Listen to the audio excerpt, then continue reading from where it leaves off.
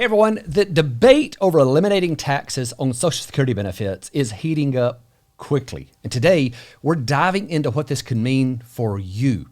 So I want to cover some of the big questions. Will eliminating taxes hurt the Social Security system? And will it really help retirees? And stick around until the end where I'm going to share my personal take on the taxation of Social Security. Now, this may surprise you. Things are heating up, and trust me, you're going to hear a lot of noise about Social Security in the coming weeks. But if you want the real facts without the spin, you're in the right place. So if you haven't subscribed yet and turned those notifications on, you should. So what fired this topic back up was a statement by Donald Trump. Let's take a quick look at what he said. And seniors should not pay taxes on Social Security. And they won't. They won't.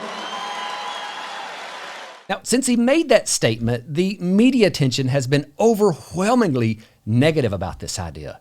There have been lots of headlines that do everything they can to make it seem like this is a bad thing for retirees.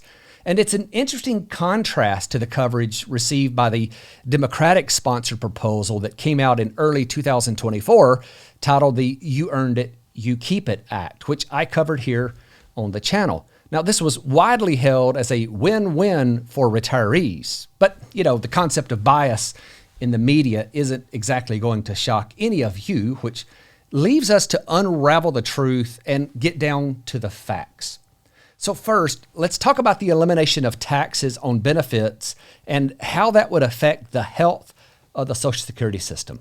Now, this seems to be a big focus area of the media reports, and for obvious reasons, too. It's well known that the system doesn't have enough money coming in to continue paying the promised benefits that need to go out. And in about another 10 years, without some sort of intervention, there's going to have to be an across-the-board cut to benefits. So anything that could make this even worse needs to be carefully examined.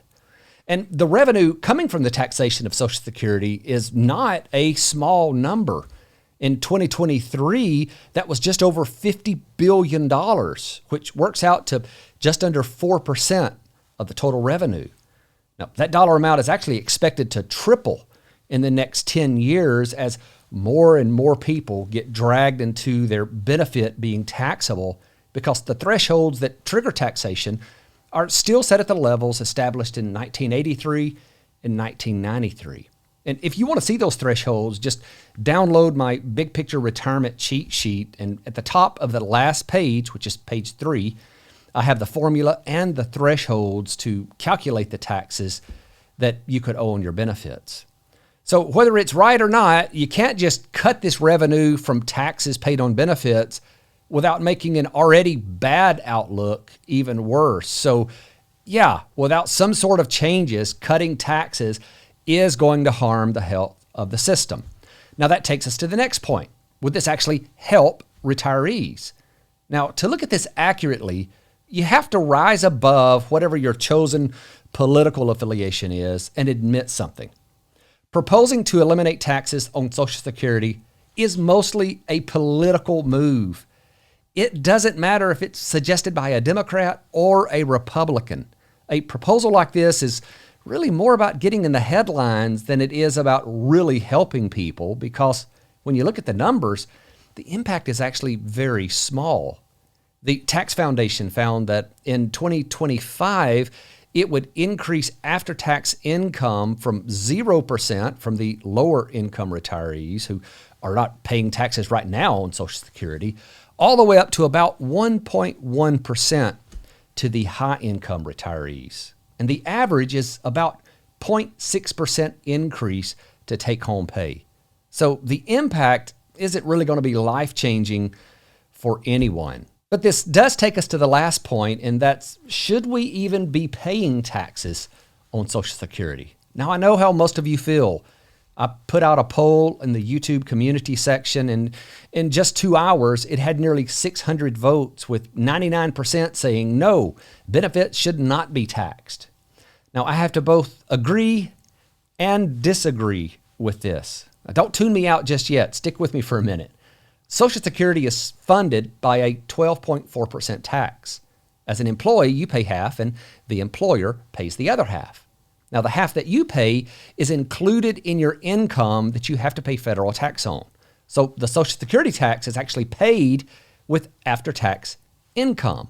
Now, the half that your employer pays is pre-tax income because an employer can deduct their portion of the FICA tax as a business expense. So therefore, only the half that you pay has actually been taxed. The half that your employer pays has not been taxed. So for example, in 2023, the trust fund collected just over $1.2 trillion in payroll taxes. And of that, about $600 billion had already been taxed. The other $600 billion had not been taxed. So when the benefit payments are made going out to the recipients, at least half of the funding has never been exposed to taxation. And that was the rationale that they used back in 1983 to start taxing up to 50% of a benefit payment. But then in 1993, they added another level of taxation, taking the total amount of the benefit that could be taxed up to 85%. Now, the rationale here was different. The actuaries that did the research found that on average, people contribute about 15% of the total benefits they'll eventually receive. So for example, if someone receives $1 million in lifetime Social Security payments, they likely only paid in about $150,000. So 15% of it came from after-tax sources, and the remaining 85% came from employer contribution and interest and other things that have not been taxed. And so therefore, 85% of benefits should be open to taxation. So after looking at how the Social Security system is structured, and then you compare it to other types of income and the taxation on those, I have to very begrudgingly admit that technically Social Security benefits should be taxable on some level. Now, I don't think that the current way it's taxed makes any sense. I think there are a lot better ways to do it, but now I want to hear from you.